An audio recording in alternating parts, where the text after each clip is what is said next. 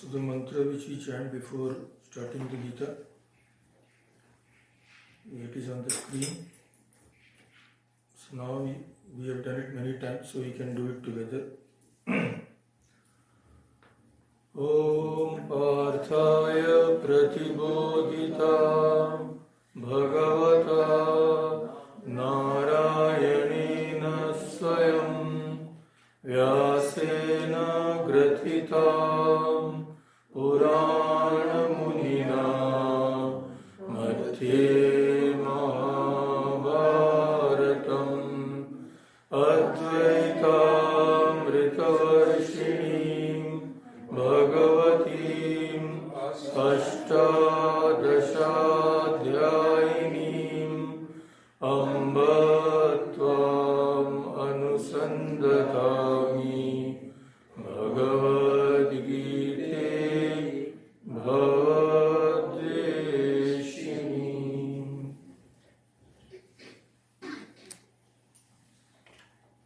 So we will start from the chanting of the original verses. Second chapter we will chant from verse number 9, that is Sanjay Vacha, to verse number 18.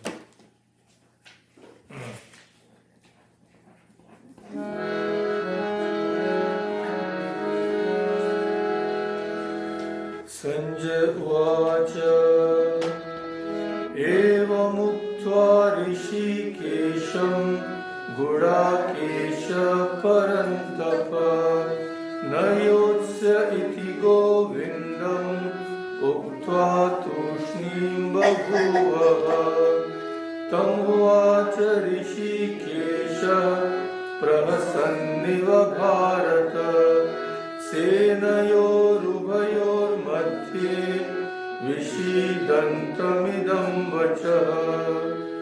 Shri Bhagavan Vacha Ashochanan Vashocastvam Pragyavadanscha Bhashase Gatasuna Gatasumscha Nanushocanti Pandita Natvevaham Jatu Nasam Natvam Neme Janadipa Nachaiva na bhavishyama sarve vayamata param dehinosmin yatha dehe kaumaram yauvanam jara tatha dehantara prapti dhirastatra namui matra sparshastu kaunteya Shitoshna Sukha Dukkhada Agama Payino Nitya Stamti Tikshasva Bharata Yam Hina Vyatayantete Purusham Purusharishava Samadukha Sukham Dhiram Somritatvaya Kalpate Nasato vidyate bhavo na bhavo vidyate satah ubhayorapi drishtunta stanayostattvadarshibhi avinashitu tadviddhi yena sarvamidam tatam vinashamavyayasyasya na kaschit kartumarhati Antavanta ime deha nityasyukta sharirina anashino prameyasya tasmadyutyasva bharata.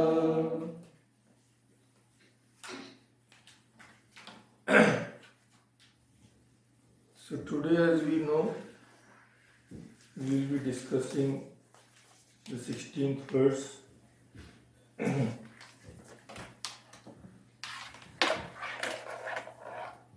And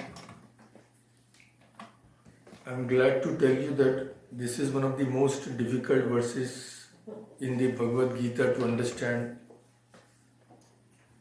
So at the end I'll be giving you a very nice headache which I really enjoy. So, first of all, as usual, we will just see the background. We have seen that in the verse number 14, Shri Krishna says, Matra sparshastu kaunteya shitoshna sukha dukkada agamapa ino nitya stantikshasva bharata. Matra sparsha, that is the contact of the senses with the sense organs, they give us all kinds of sensations. Shita, Ushna, hot and cold, happiness, unhappiness, etc. All the things are included here, all the dualities. And what are the characteristics of these sensations? That they are agama payina, that is, they come and go, they don't stay.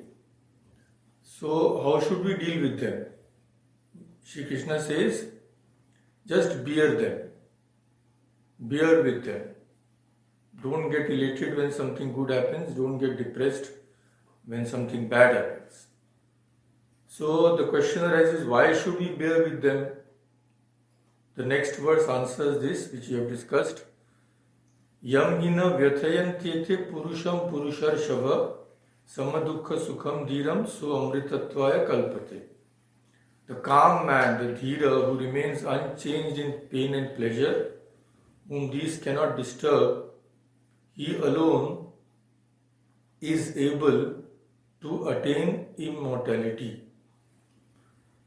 So these are very deep verses which we have discussed in a little detail.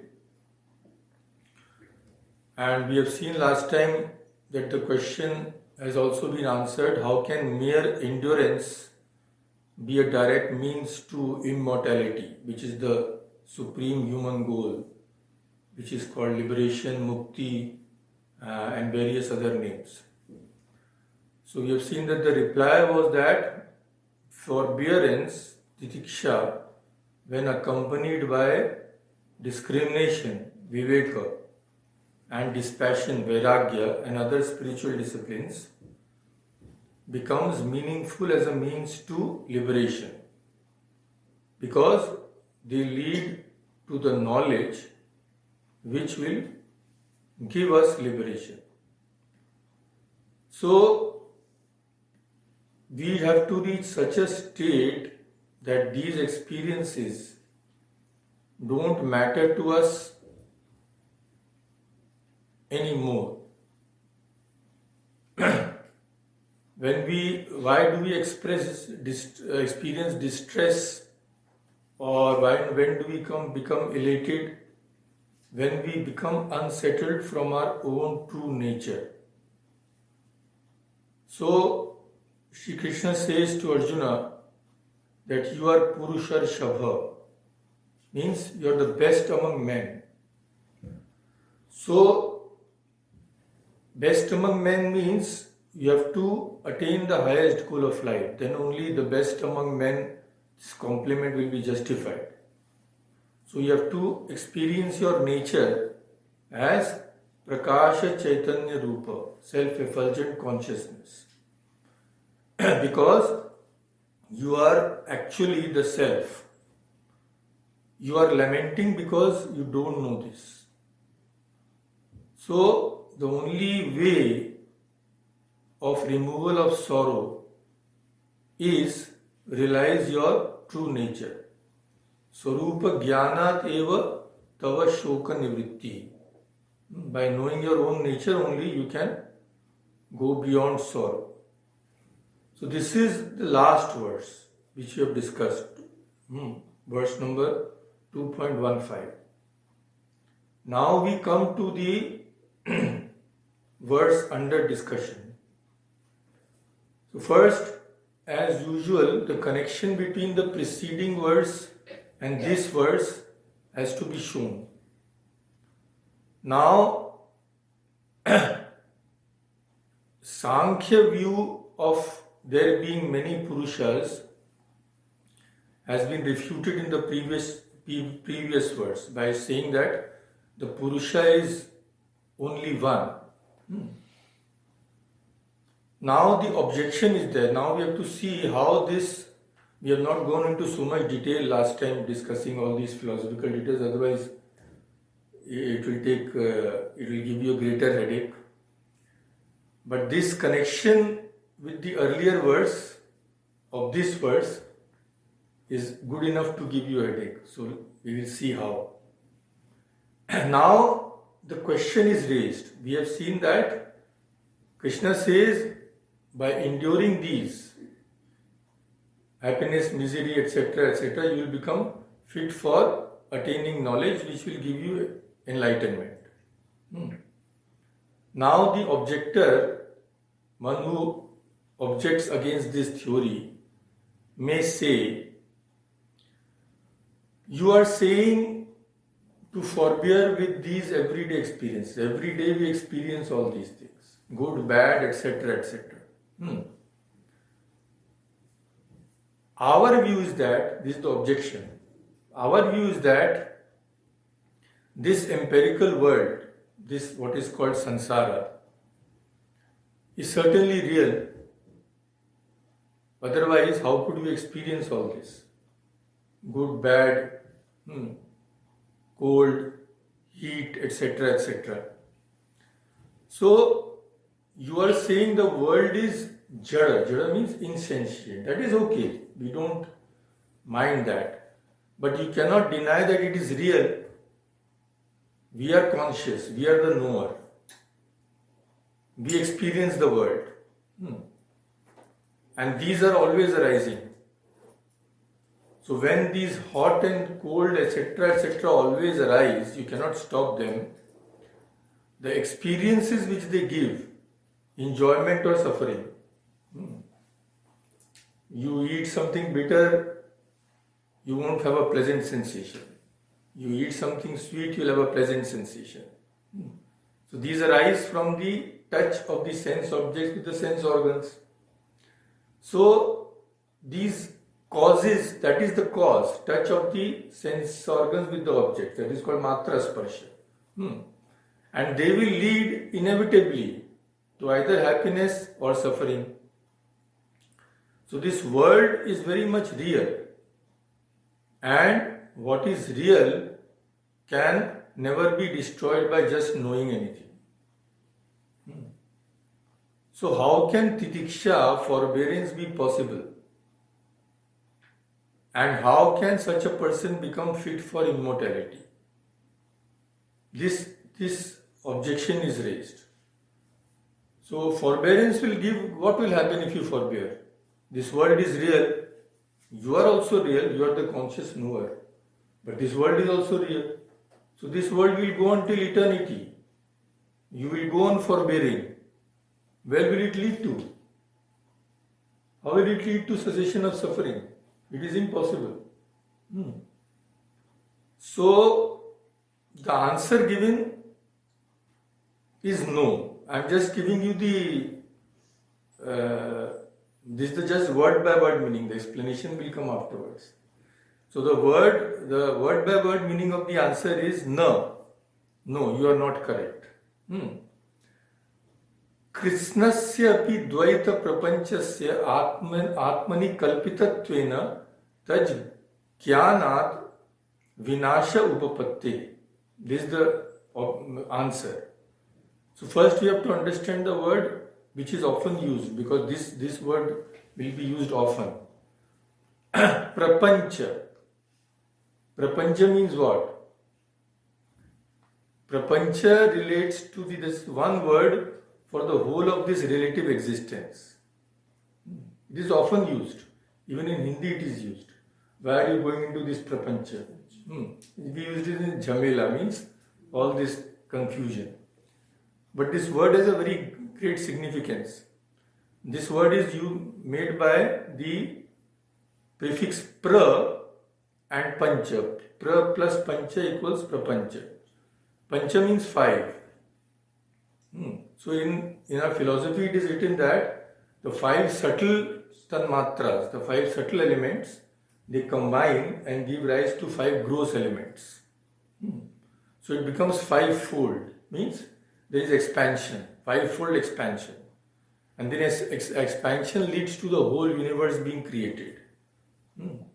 This is called the doctrine of Panchikarana, that is the five-folding of the five subtle elements into the five gross elements.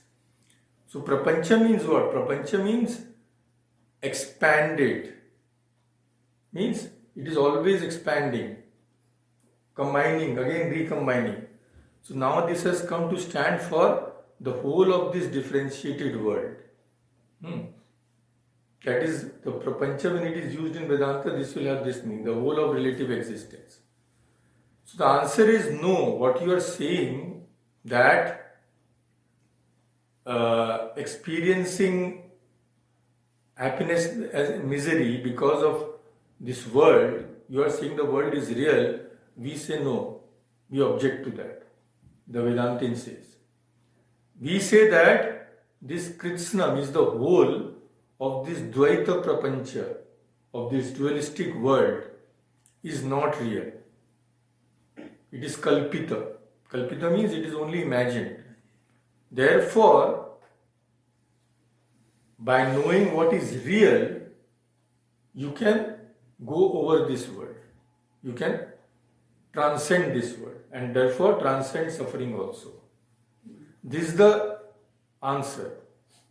That the entire dualistic world is just imagined on the self.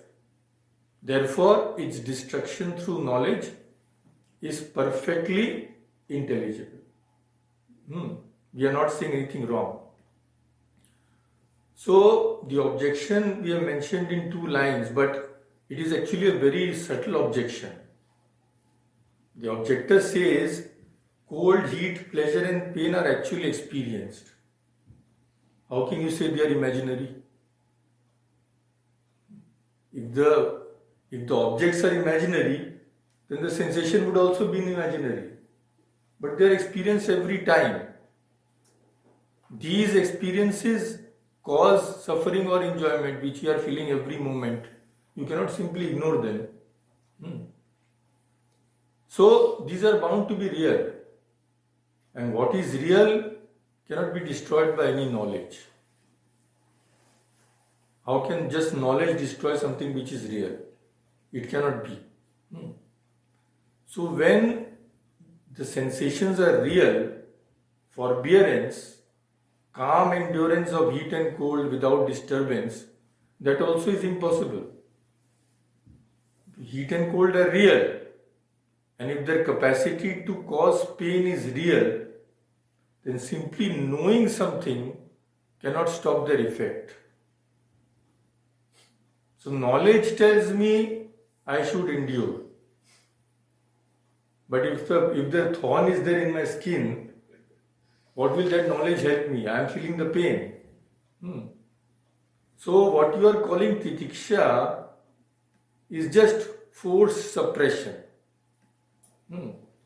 Forced suppression, how can it lead to immortality? It is impossible.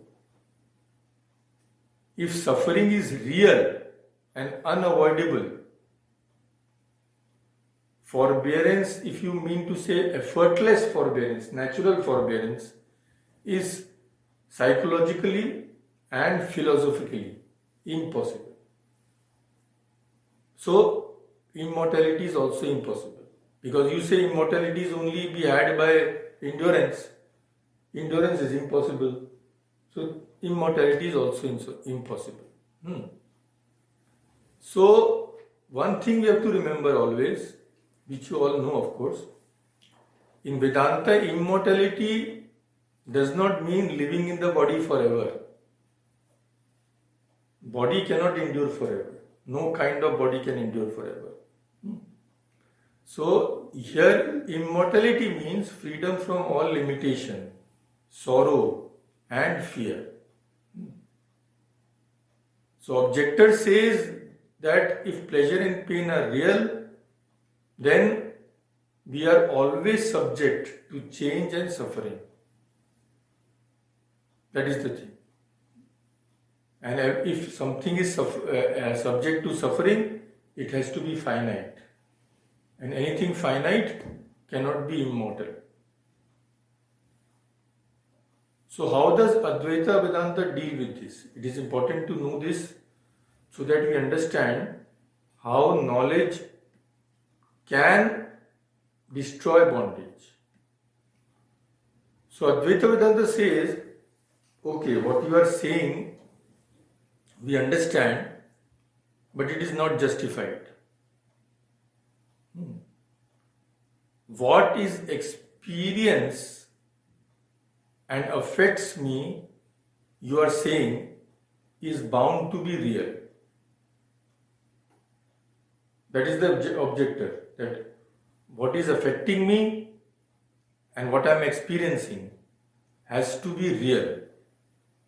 Now Vedanta says that we don't accept this definition of reality. This itself is wrong. So when this is wrong, all your other arguments which follow are also wrong. Then what is reality? Then the question will arise. You say what you are experiencing is unreal. Then what is real? So, but the objector does not stop here. He carries on. One more point is there. You say that these objects are unreal, the pain and suffering we get are unreal, and only the self is real. So we say, yes, you are experiencing the self. I know, because everybody has the idea that I exist. That suffering, that experience is similar to everybody. So you are saying the self is real. We say okay. But the experience of the non-self, of these objects of pain and pleasure, both experiences are same, they are immediate. Immediate means pratyaksha, direct. I exist. I don't need any other help to have this knowledge. No. It is a pratyaksha, means direct realization. Similarly, this book exists. Now, do I need any help of anything? I know directly this book exists. Pratyaksha pramana it is called. When I am happy, do I need someone to tell me you are happy? I know I am happy. So these are called pratyaksha experiences. They don't need anything else to prove them. So you experience yourself directly.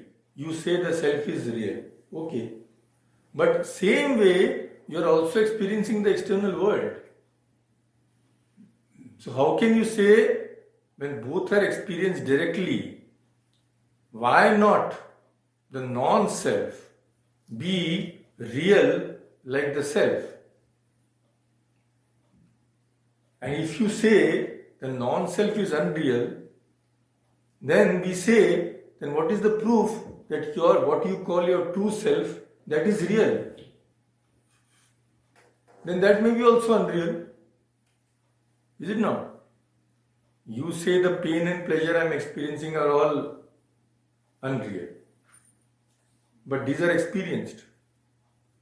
And your self is real. If pain and pleasure are unreal, then what is the proof that what you are calling as your true self, that is real? That also is unreal. Either you say that both are real, or both are unreal, because both are experienced in the same way. So how can you divide, saying that the non-self is unreal and the self is real? What is the basis? When both are experienced in the same way. So, anticipating this doubt, Sri Bhagavan says this, the next verse.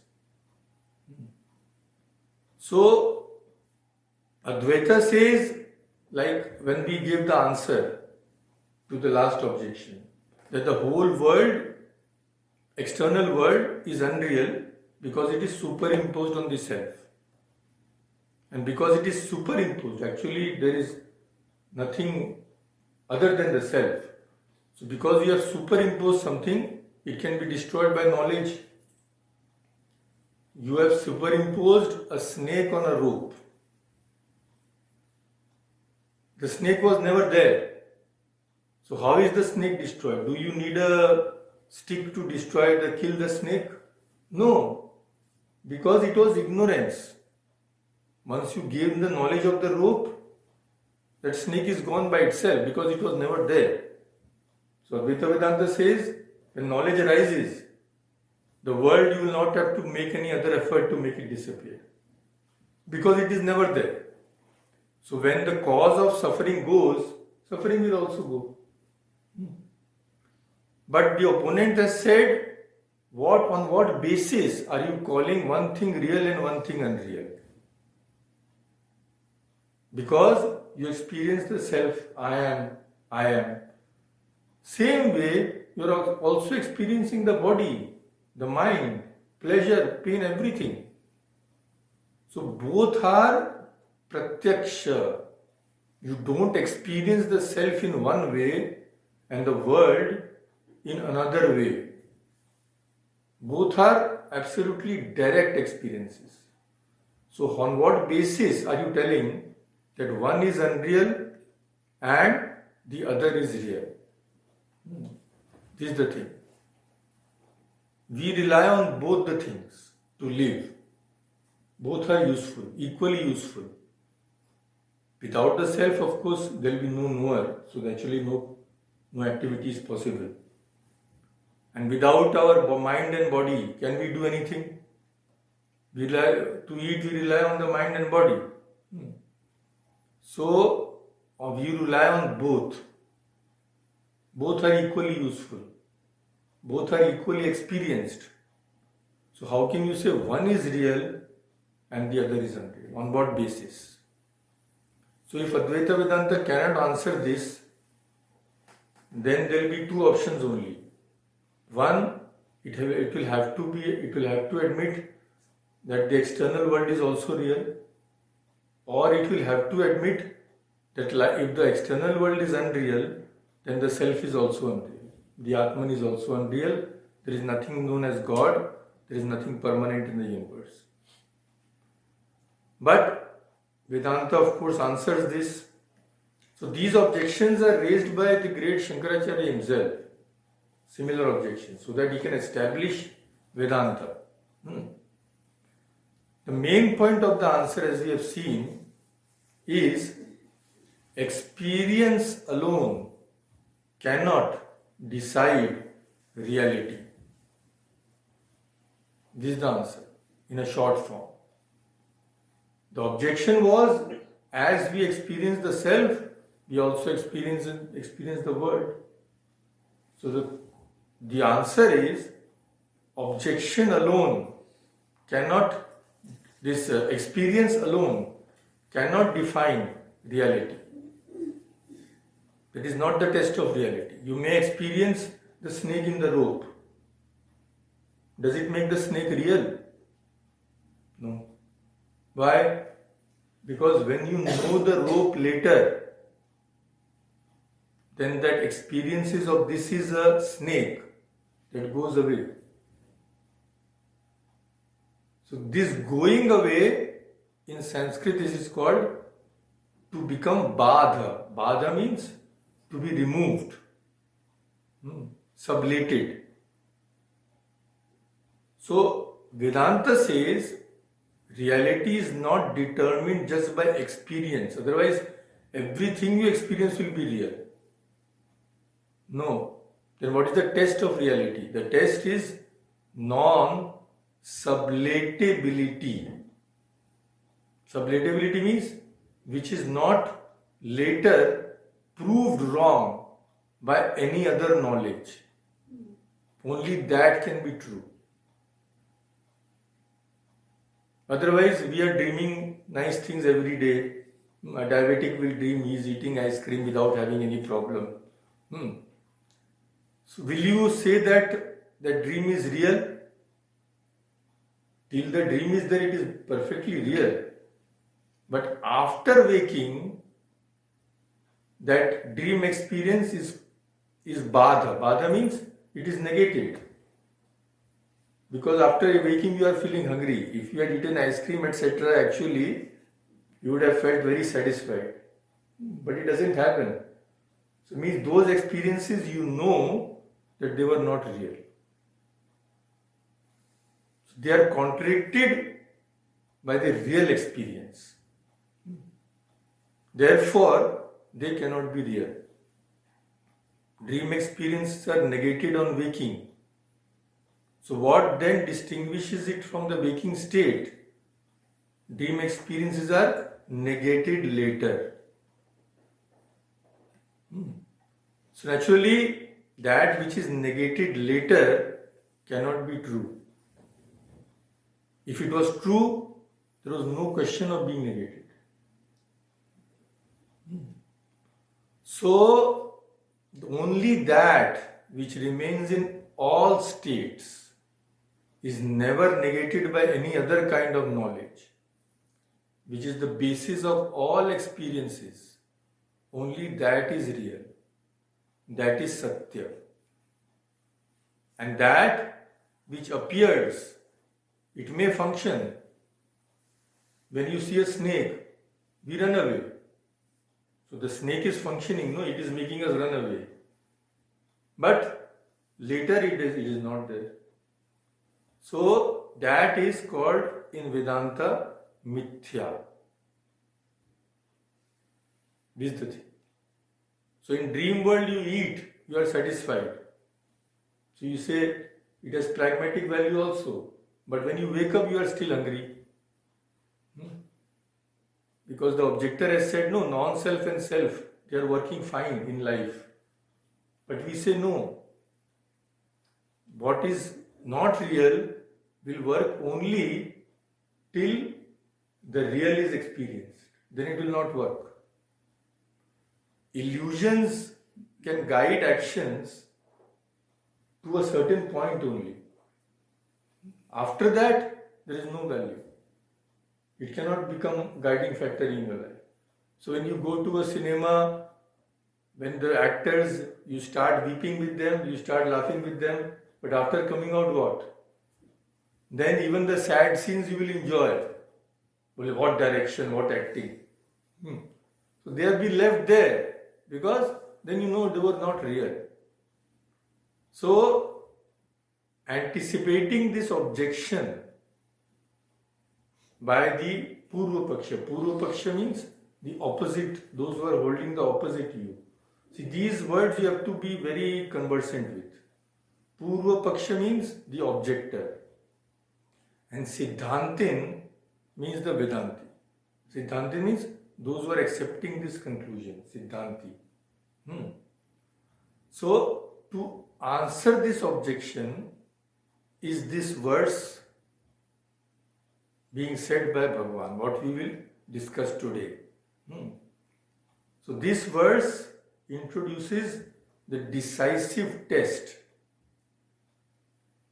Then the conclusion is that which never undergoes negation, never, only that is real.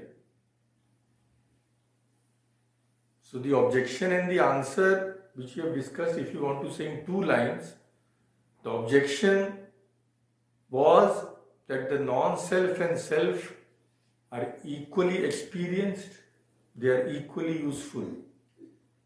And the answer is no. On the basis of that alone, you cannot call the non-self real. Because the experience of the self is never sublated. The snake in the rope is there only till you know the rope. But the rope will always remain because it is true. So the experience of the self cannot be sublated. But non-self is negated when right knowledge dawns. That is it. To answer this verse is given. Just to state this. So, can you switch on the light? It's becoming a little dark.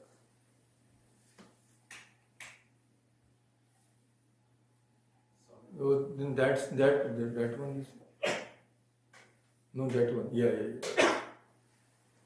So this is the introduction to this verse.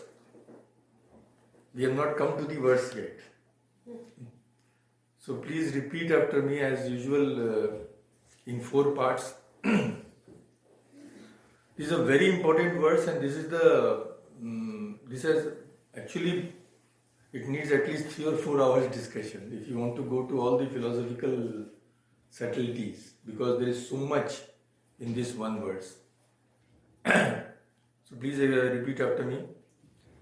Nasato vidyate bhavo, nasato vidyate bhavo, na bhavo vidyate satah, na bhavo vidyate satah, ubhayorapi drishtunta, udayorapi drishtunta, stvanayos tattvadarshibihi.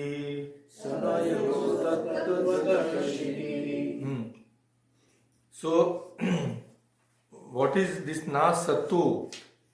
Where did this O come from? Ankur is becoming a Sanskrit scholar, he will tell us. This is actually the word is na satah. And na satah is also composed of 2 words. Na.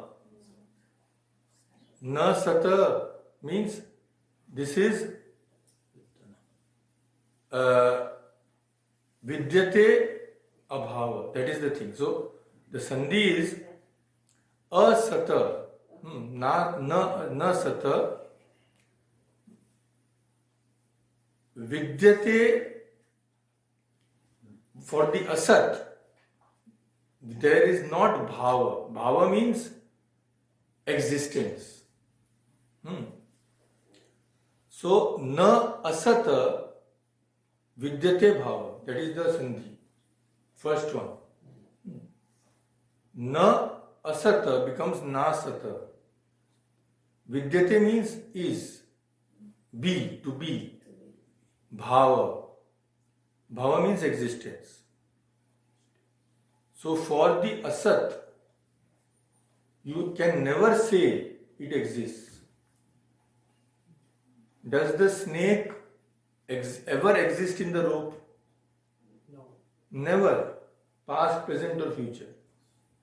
And satah of the real, na abhava vidyate. So from third word you see, 4th word. Na bhavo vidyate satah. Na bhavo means na abhava. Bhavaha, in sandhi it becomes bhavo. So, na abhava vidyate. There is no absence of what? Sat. Satah. Satah means of the real. This is the 6th case ending. Narasya, narayo, narana. Of nara. So here, of the satah, there can never be abhava. Ubhayo. Ubhayo means both. Ubhayo drishta. Drishta means seen, which is already seen. So this is this pratyaya. If you say bhukta, already eaten. Drishta, same suffix is there. Anta. Anta means they have reached the limit. Anta means actually end, but here it does not mean end. Here it means the nature. So ubhayo, of the sat and the asat. Ubhayo.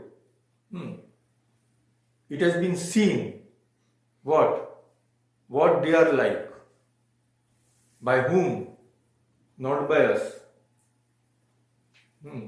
We are still confused. Very much confused. Who have known this? Tattva darshibihi. Darshibi means those who have seen. Here means those who have experienced. Experienced what? Tattva. Tattva means reality. That derivation is also extremely interesting, tattva, but naturally we cannot go into all that in one day. So some words which occur again and again with the Vedanta, you have to know a little, and for that you have to know a little Sanskrit. For example, bhava. because these are very different from the way you use them in Hindi. So we'll get confused. Bhava it comes from the root bhu. Bhu means to be, to become, to exist. And bhava means existence. So bhu is to exist. It is always a verb. Root is means verb. So it is bhava means existence. So this is one of the most fundamental roots. Bhu. Existence or becoming. There is as I have told you, in verbs also, there are 4 classes, which are 10 classes, which are called ganas. So they are named how? They are named among one of their roots only. Bhwadi gana, churadi gana, adadi gana. So the first word, bhu adi gana, becomes bhwadi gana. So it is so important, this bhu, a whole gana is being named after it. Whole class of roots has been, whole class of dhatus has been named after it. So this means existence or becoming. And we have seen sat becomes sata. Sat is true. Sata means of which is true. So the word meaning here is the statement na asata vidyate bhava. That which is asat never comes into being. What does not exist at all can never be there. There is no origination at all. So how can there be destruction? Now what is asat here? This is also very important. We have to go into technicality, otherwise we cannot understand these words. Asat means that which is never the object of the cognition, asti. You cannot avoid Sanskrit here if you want to go deep. Asti means it is there, it exists. Now see, when we look at an object, I see this book. So I know the book exists. Is it not? So this book is the object of my cognition. This is called Vishaya. And I, who know, become the support of that cognition. If I am not there, who will know? So, when I say this book exists, means pustakam asti. This book is the object of my cognition. Now, the question arises, I am the knower. The book is the known. Which of these is actually Sat? Which of these is real? From the ordinary standpoint, we can say both are real. But ordinary standpoint is ordinary. That is the problem. So, when we say the second part of the verse, asata bhava na vidyate, it says non-existence never comes into being. So, we have to carefully examine who is the subject of the cognition asti and who is the object. So, this asti word is very important. It will come again and again. Kathopanishad, if you read, the most important fundamental question which leads to the whole Upanishad is what? Astityeva, somebody says it is asti. Nachiketa says after a person is dead, some say he exists. asti. Some say nasti, na asti. So these are very fundamental things. It comes from the root as, to be. So the verb that goes like this, astista santi, all these things. So book exists, pustakam asti. Books exist, pustakani santi. Now what is this cognition actually? We have to understand this, we have to examine what is cognition.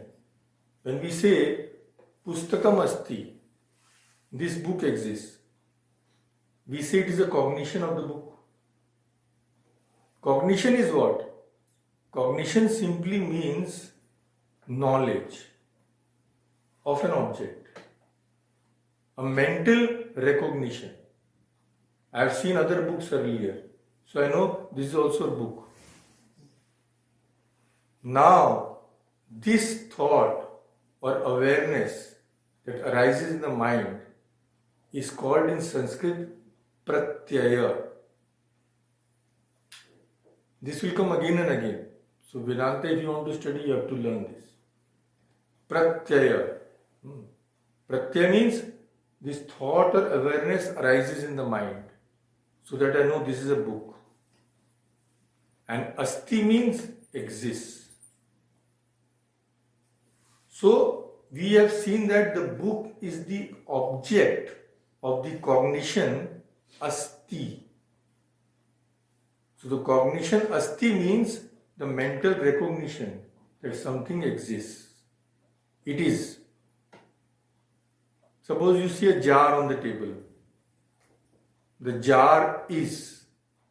Sanskrit will say ghata asti.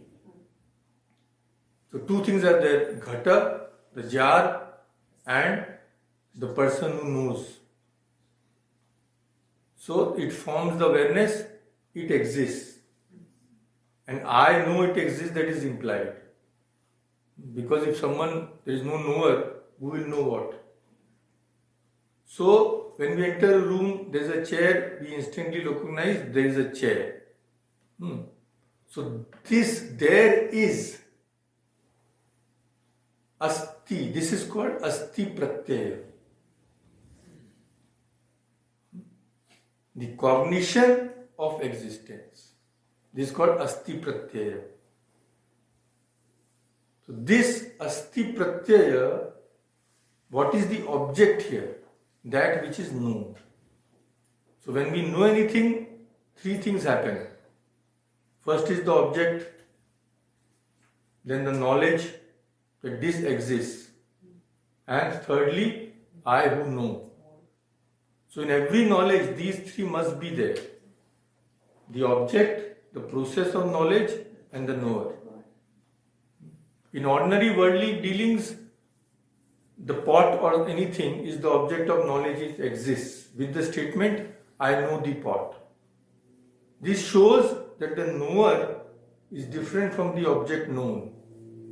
And the knower is the support of cognition. And in ordinary dealings, we say both are real. Book is also real, I am reading the book. But in Vedanta, we say, no, this may be real, dream is also real for the time being, not finally. It is not ultimately real. Only the self can be ultimately real. So Krishna earlier he had said to Arjuna, you must be remembering, you are grieving for these relatives of yours. You think you will kill them, they will not be there.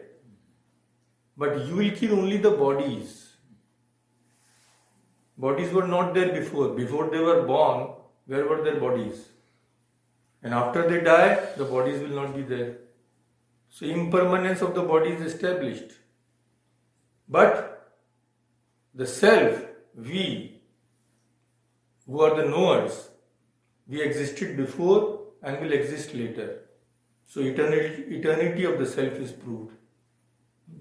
Just to make us understand, we are telling we, the that we is not, of course, the self is only real, one actually. So anyway, in truth, the non-existence never comes into existence and the real never ceases to be. So Arjuna, why are you grieving? That which is asat, which does not exist, cannot be born at all. If it was not born, how could it ever die? So the favorite example given in Vedanta is Vandhya Putra or Akasha Kusuma, flower in the sky. So Akasha Kusuma, this term means nothing. There can never be any flower in the sky. So Asata Bhava na vidyate. And Sata na abhava vidyate. There cannot be absence of what is real. The real can never cease to be. Sat can never die. That which can never die is never born also. The real neither comes into birth nor passes into death. And the unreal also never comes into birth. But the two are opposite. One does not exist at all, one is always existing. So Sat and Asat. Now what is Asat? This also we have to understand. Asat is you cannot say it never existed in that sense, because if you are seeing the snake in a rope, till you are seeing the snake, it is existing very much. Then what is Asat? Now this definition is very, very important. Vedanta says yes, it seems to exist. No, but it seems to exist in your mind. Yeah, everything is in the mind only. What is outside the mind? No, but the physical also is not in mind. Right? Don't go into that now, otherwise till evening we have to sit here. So in Advaita Vedanta, Mithya or Asat means that which appears in a certain locus, appears, but is actually not there, is called Mithya. This is the definition. So adhikarane atyanta abhavavatvam mithyatvam. Adhikarana means locus. Atyanta bhava means it was never there. That is mithyatvam. So a snake appears in a rope, yet the snake is never really there. But it is appearing till you are experiencing. So it is called anirvachaniya, something you cannot describe. Till you are seeing it is real, but after a stage it is not real. So na asata vidyate bhava. Vedanta says this whole universe, we have seen what is prapancha. This whole prapancha, which is essentially unreal, never actually came into existence at all. And na abhava vidyate sata. The real self, Atma, which is real, it will never cease to exist. So in reality, there can never be any birth or death for the self. The real as well as the unreal, they never undergo birth or death. Unreal was never there, so how can it have birth? So, in that case, for whom are you grieving? That is Krishna's main teaching to Arjuna.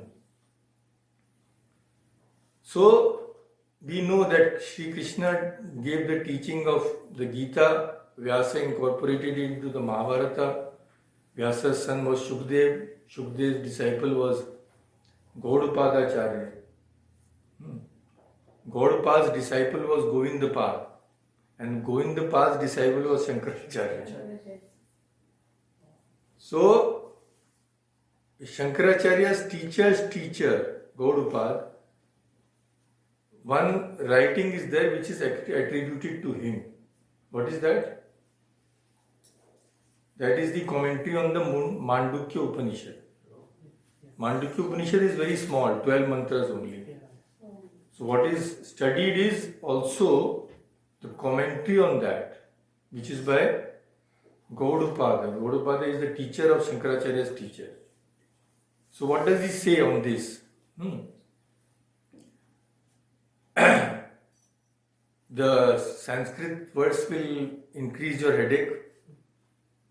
It says, Nasti asat hetukam asat, sat asat hetukam tatha, sat cha sat hetukam nasti, sat hetukam asat kuta.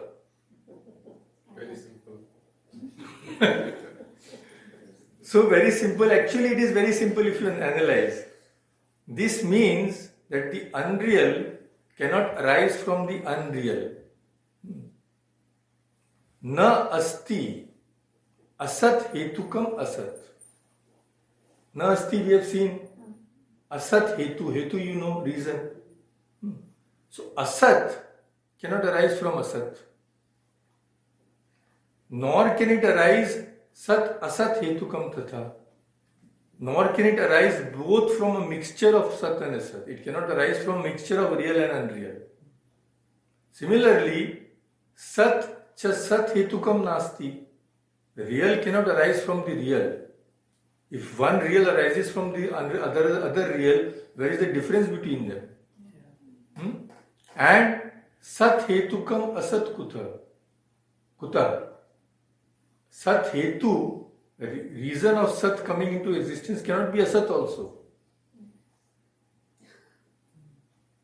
So it seems difficult, but it is simple. Asat cannot arise from asat. Asat cannot arise from sat. Sat also cannot arise from asat. And sat also cannot arise from sat. So, if we say the unreal arises from the real, the statement has no meaning. If we say the real arises from the unreal, that is also impossible, because that does not exist, cannot be produced. To say that the unreal arises from the unreal also has no meaning. And if we say that the real arises from the real, this means there are two reals. So, if one real is different from another, then both will actually be unreal.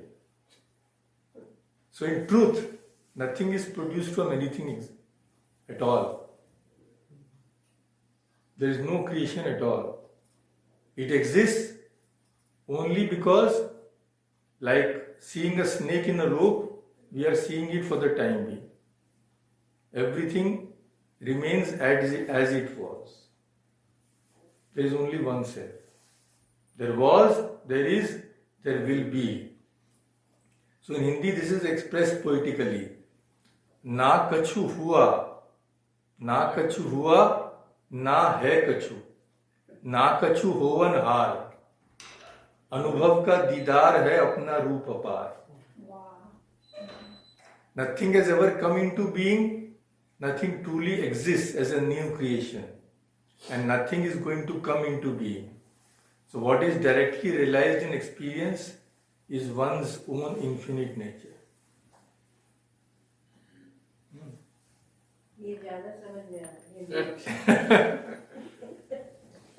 So Sudipto has come means we have to end here, because his coming marks the end of the session. And I think you have had enough. But we have not completed this. Don't think that now you will have a holiday. Because this verse is very deep, but extremely interesting, and it goes to the heart of Vedanta. So if you are up to it, then we will have another discussion on this. Very important, very essential to understand this, because otherwise you cannot understand the following words. And without a little Sanskrit, it becomes very difficult. So we have to explain the Sanskrit words also. So let us stop here today.